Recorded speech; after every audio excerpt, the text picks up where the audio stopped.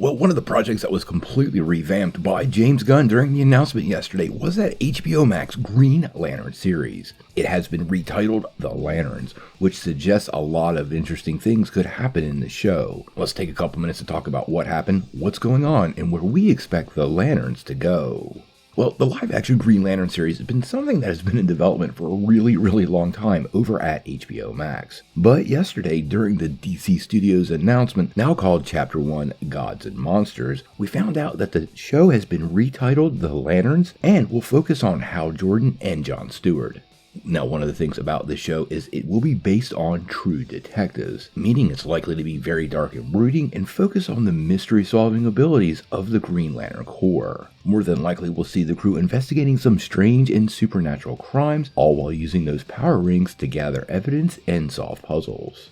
Also, True Detectives dives deeply into the personal lives of those star characters, so I do expect to find a lot out about both Hal Jordan and John Stewart and how they balance their superhero lives, their personal drama, and their own inner demons all at the same time. The tone is likely to be very much like True Detectives with that mix of suspense, drama, and mystery, all told in a superhero tale. Now, the fact that the show has been revamped into The Lanterns and is focusing on Hal and John is a big deal, but I actually think the retitling is a bigger deal. As we were saying, the show was called Green Lantern for a long time. It was going to focus on several generations of Lanterns in the HBO Max series. Now that that's been scrapped and it's just called Lanterns, I have to wonder if other Lanterns will be a part of the series. If you're familiar with the Green Lantern mythos, you know there's much more than just green, and some of those other spectrum of colors play big in the overall DC universe, especially yellow and red. Sinestro is typically what people think of when it comes to Yellow Lanterns, also known as the Sinestro Corps,